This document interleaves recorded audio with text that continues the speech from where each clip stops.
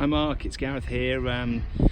Obviously last day just before the boat gets wrapped, so I thought I'd just shoot a short video just to walk over the main bits and bobs that we are going to do and what we've done, just to sort of show you the T-top is going to be placed in the foredeck area prior to wrapping. Also, I've taken the windscreen down because I don't want any load to be put on the windscreen for when it's travelling and the wraps on it. So I've taken that off, and basically they'll put some protection on the top of it, but the windscreen fitting kit, which is just the screws in that, are all in the boat box, the box of paper where there's a little bag in there which I've marked with windscreen fittings. Okay, here's the ladder. I think the best place for the ladder is literally into this area of the boat because it's clear. I think if anyone's going to come in and out of the boat, this would be easy. So I'm having the fittings put onto the deck here, which is just a quick release fittings, so allow the ladder to be put away nice and quickly, and it basically just although unhinge over that way and just drop down telescopically down the side of the boat here. Okay, and that'll obviously allow people to get in at quite a low point of the boat, but also into an area where people can probably assist them quite easily. I'm just going to pause a second. Well, I can't pause actually because I'm doing on this live, not on my app, so I'm just going to climb up. It'd be a bit undignified, but I'll have a look. By the way, I've just tilted the engines all the way up. Just whilst we're back here actually, sorry, so this is a bit fragmented. Engines are trimmed up, they are protected with bags. Obviously bags can come off, props and everything else are on.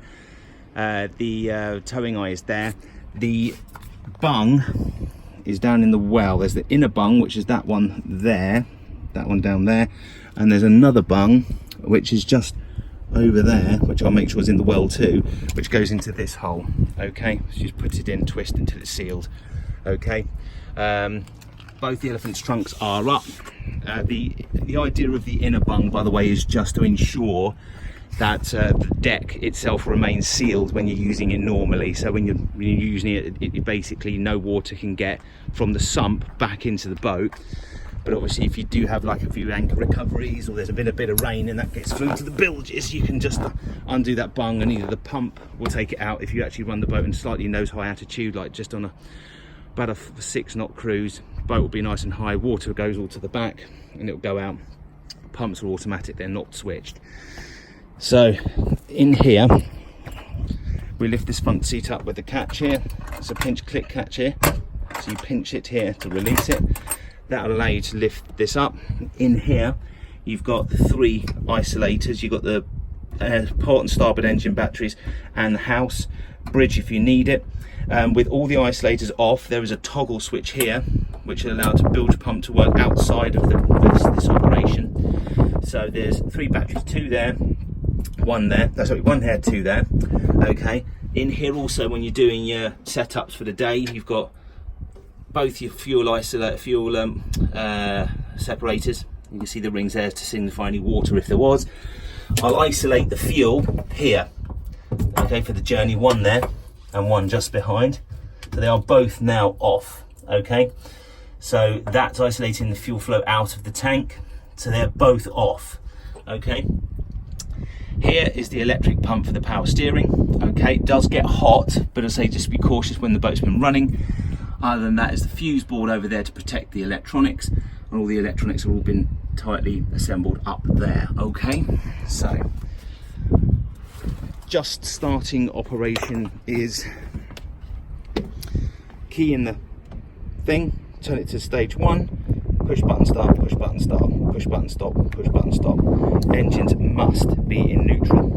If you're not getting any function on that and there's a slight buzz, the chances are these are either slightly out of neutral, so make sure you've got a positive neutral selection. Start, start and stop, stop. Okay, the gauge, which is a Garmin screen, I'm completely au fait with, but it's touch screen.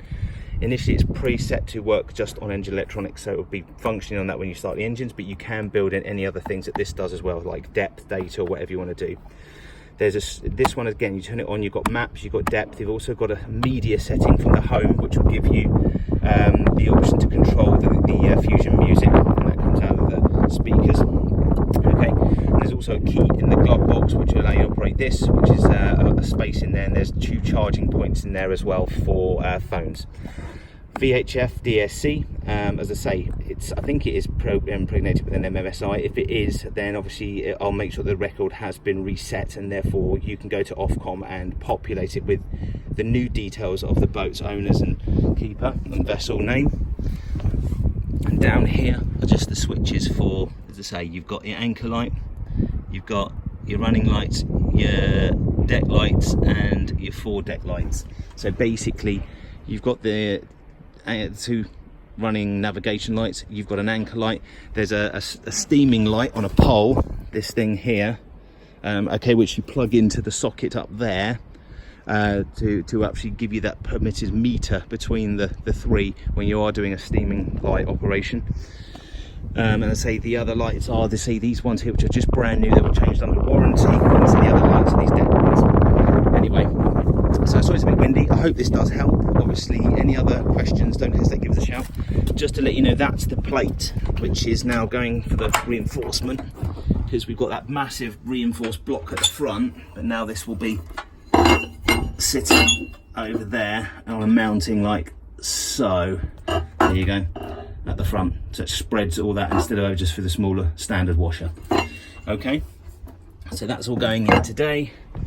I say in the back locker, by the way, in there are the lines, fenders, it's got a brand new pump with an adapter which is for our valves, and I believe that's about it. And there's lines, yeah, so there's everything else in there. The stainless steel fair lead here, which will connect back to the D-ring, it goes from this point to obviously the point when it's been fitted. That allows you to pick up any sort of floating moorings. So anyway, I hope this helps. Obviously, if you've got questions, you know, as and when operation starts to begin for the vessel, don't hesitate to give me a shout, but I hope this does help in the meantime. Enjoy the boat, she is really good fun, and thanks ever so much again.